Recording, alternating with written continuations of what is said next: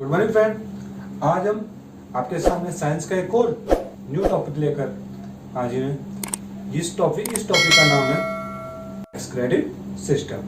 तो आइए इस वीडियो को स्टार्ट करते हैं।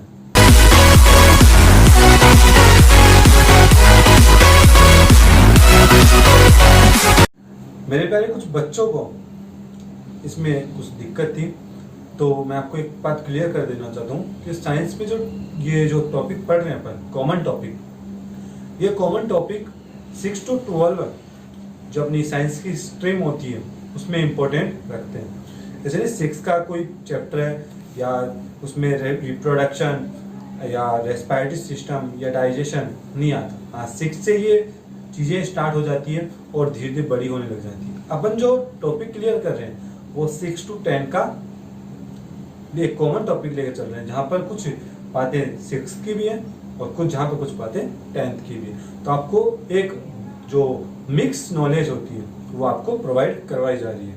एक्सक्रीटिव सिस्टम होता क्या है? एक्सक्रेशन से लेते हैं अपन। What is excretion? Excretion definition क्या होती है?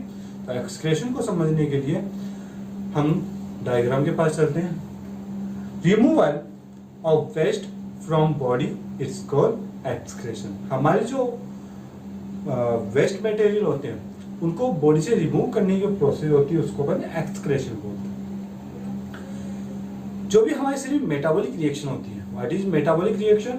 मेटाबॉलिक रिएक्शन होती है जो हमारी लाइफ के लिए इंपॉर्टेंट होती है, लाइक एज रेस्पिरेशन है, रिप्रोडक्शन है, या फूड का डाइजेशन होता है, ऑक्सीडेशन है, रिडक्शन है।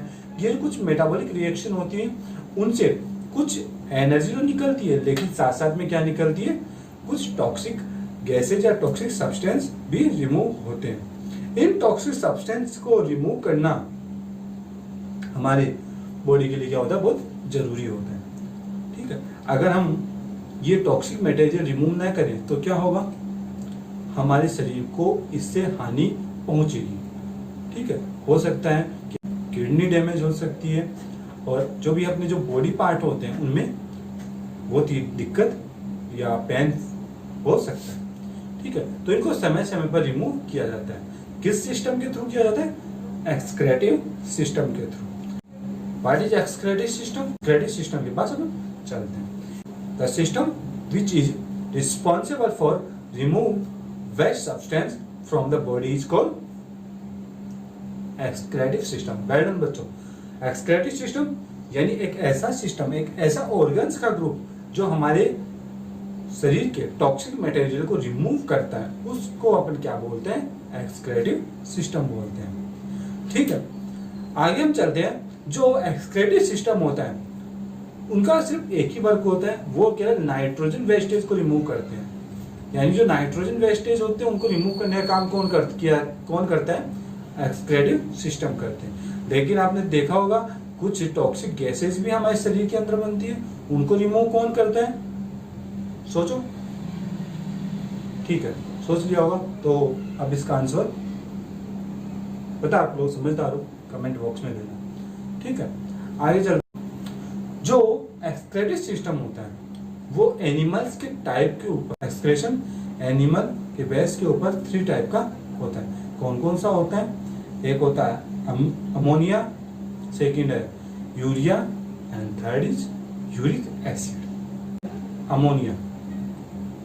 अमोनिया का जब एक्सक्रेशन होता है, बाहर निकाला जाता है बॉडी से, तो उसके लिए सबसे ज्यादा मात्रा में वाटर की आवश्यकता पड़ती है और हम ज्यादा मात्रा में वाटर ले नहीं सकते क्योंकि अपनी लिमिट होती है 4 से 5 लीटर तक की जो वाटर गेन करने की। तो ये ओनली किस टाइप के एनिमल्स में होते हैं? Aquatic animal. एक्वेटिक एनिमल होते हैं उनमें किस टाइप का एक्सक्रेशन पाया जाता है? अमोनिया टाइप का। ठीक है, इसलिए इस टाइप के जो एनिमल्स होते हैं उनको हम क्या बोलते हैं? अमोनोटेलिक एनिमल बोलते हैं। सेकेंड अपने पास यूरिया का जो एक्सक्रेशन करने के लिए मीडियम वाटर की आवश्यकता होती है। Moderate amount of water is required to removal wastage from the body. इस टाइप के जो एनिमल होते हैं उनको यूरिकोटेलिक एनिमल बोला जाता है। जैसे इस टाइप के जो एनिमल्स होते हैं वो मेनली आते मैमल्स। मैमल्स का मतलब होता है ऐसे एनिमल जो अपने जो शिशु होते हैं, बच्चे होते हैं, उनको दूध पिलाते हैं। इस टाइप के जो एनिमल्स होते हैं उनको मैमल्स कहा जाता है। यानी हम बात करें ह्यूमन बीइंग, ठीक है। इसमें कौन किस टाइप का एक्सक्रेशन पाया जाता है? यूरिया टाइप का। इसलिए अपने जो ह्यूमन होता है वो किस टाइप का होता है? यूरियोटेलिक। थर्ड अपने पास है यूरिक एसिड। यूरिक एसिड में अब किस टाइप के वाटर की रिक्वायरमेंट होती है? बहुत ही कम, यानी negligible amount of water required for remove of uric acid from body, it's called uric acid. Excrete करने के लिए बहुत कम मात्रा में वाटर की आवश्यकता होती है। और ये किन एनिमल्स में होता है? जो रेंग के चलते हैं, मतलब हाँ शाबाश, स्नेक, सांप होता है, ठीक है। इसके अलावा बर्ड्स में भी ये एक्सक्रेशन पाया जाता है। कौन सा? यूरिक एसिड पर। तो इस टाइप के एनिमल जो यूरिक एसिड को फॉर्म करते हैं एक्सक्रेशन के रूप में, यूरिक एसिड बाहर निकालते हैं उत्सर्जन के रूप में, उस इस टाइप के जो एनिमल्स होते हैं उनको अपन क्या बोलते हैं बच्चों? यूरिकोटेलिक एनिमल, ठीक है। तो 3 टाइप के एनिमल अपन देखें, मोनोटेलिक, यूरोटेलिक और यूरिकोटेलिक। इसमें फर्स्ट वाले में सबसे ज्यादा मात्रा में वाटर की जरूरत रहती है एक्सक्रेशन के लिए, सेकंड वाले मीडियम और थर्ड वाले में नेगेबल अमाउंट वाटर की रिक्वायरमेंट रहती है। आइए चले, ठीक है, चलते हैं आगे। आइए चलते हैं अपन ह्यूमन एक्सक्रेटिव सिस्टम की तरफ। हमारे शरीर में भी बहुत सारे वेस्ट मटेरियल बनते हैं। जो गैसेज होती है वो अपन ने प्रीवियस वीडियो में रेस्पायरेशन के थ्रू बाहर निकाल दी थी, ठीक है। अब हमारे शरीर के अंदर क्या बचा है? एंड वेस्टेज, यानी नाइट्रोजन वेस्टेज। उनको रिमूव करने के लिए आज हम जो अपने एक्सक्रेटिव सिस्टम है उसके पास जाएंगे, ठीक है। उसका इलाज करते हैं अपन एक्सक्रेटिव सिस्टम का। तो एक्सक्रेटिव सिस्टम को स्टडी।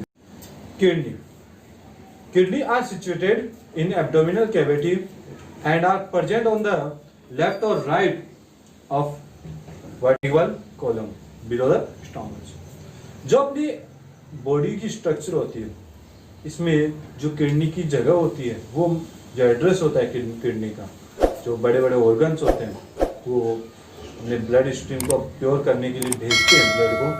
वो कहाँ पर होता है? स्टोमक के जस्ट पीछे। फ्रंट साइड में क्या होता है? स्टोमच होता है। स्टोमक के जस्ट बैक साइड में क्या होता है? डोर्सल जो पार्ट होता है अपना, डोर्सल में पीछे वाला हिस्सा होता है। और वर्टिब्रल कॉलम के लेफ्ट और राइट साइड में ये सिचुएटेड होती है कौन? किडनी। किडनी शेप होती है वो बीन शेप स्ट्रक्चर होती है, जो सेम का बीज होता है, ठीक उस टाइप की स्ट्रक्चर होती है। जो किडनी होती है उसमें एक मिडिल में एक कॉन्ट्रैक्शन पाया जाता है, खांच पाई जाती है, जिसको अपन क्या बोलते हैं? हाइलम बोलते हैं। यही से जो वेंस होती है, आर्टरी होती है, वो एंटर करती है, ब्लड वेसल्स एंटर करती है, और यूरेटर्स जो अदर वेसल्स होती है वो बाहर निकलती है, ठीक है। हाइलम के इनर साइड की अगर बात करते हैं तो हाइलम के इनर साइड एक फनल शेप स्ट्रक्चर पाई जाती है। उस फनल शेप स्ट्रक्चर को अपन क्या बोलते हैं? पेल्विस। क्या बोलते हैं? पेल्विस, ठीक है। किडनी होती है उसको 2 पार्ट में डिवाइड किया गया है। फर्स्ट पार्ट है cortex and second part is medulla. जो कॉर्टेक्स पार्ट होता है वो आउटर पार्ट होता है, जबकि जो मेडुला पार्ट होता है वो इनर पार्ट होता है। Each kidney composed of lax filtering unit which is called nephron। जो किडनी होती है, किडनी हजारों लाखों की संख्या में छोटी छोटी यूनिट से मिलकर बनी होती है, छोटी छोटी इकाइयों से मिलकर बनी हुई होती है, छोटी छोटी स्ट्रक्चर से मिलकर बनी हुई होती है। उनको हम क्या कहते हैं बच्चों? नेफ्रॉन। नेफ्रॉन फंक्शनल और स्ट्रक्चर यूनिट होती है किसकी? किडनी की। क्वेश्चन आ सकता है, तो what is functional and structure unit of kidney? Nephron, ठीक है। जो मेन ऑर्गन होता है हमारे शरीर का, एक्सक्रीटरी सिस्टम का, ये जैसे बहुत सारे मेन ऑर्गन होते हैं उनमें इनका नाम है किडनी का। जैसे हार्ट है, ब्रेन है, etc। ठीक है, तो ह्यूमन एक्सक्रीटरी सिस्टम का मेन पार्ट होता है, क्या काम करता है, वॉल्यूम को कंट्रोल करता है। हमारी जो शरीर में लिक्विड फॉर्म होते हैं, लिक्विड सेक्रेट होते हैं, लिक्विड बनते हैं, तो उनकी क्वांटिटी को कंट्रोल करने का काम होता है, वो किसका होता है, किडनी का होता है। ये 80 से 85% जो लिक्विड होता है उसको क्या किया जाता है, प्योर कर देता है। ठीक है बच्चों, अब आगे हम पढ़ते हैं नेफ्रॉन की यूनिट्स के बारे में। जो फर्स्ट यूनिट अपन लेते हैं बोमेन कैप्सूल। ठीक, सेकंड जो अपना पार्ट है वो है रीनल ट्यूबल्स। रीनल ट्यूबल्स होती है वो अपने जो बोमेन कैप्सूल होता है उससे बिलो साइड नीचे की तरफ से स्टार्ट होती है और ये ट्यूब लाइक स्ट्रक्चर होती है जो कहां तक चलती है, कलेक्टिंग डक्ट तक चलती है। ठीक है, इसका जो बिलो साइड नीचे वाला हिस्सा होता है वो हेयरपिन के जैसी स्ट्रक्चर बनाता है। उस हेयरपिन लाइक स्ट्रक्चर को अपन क्या बोलते हैं, लूप ऑफ हेनले। हेनले का लूप जिसको अपन बोला जाता है। आगे बच्चों यूरिन फॉर्मेशन है और यूरिन फॉर्मेशन के बारे में हम चर्चा करते हैं।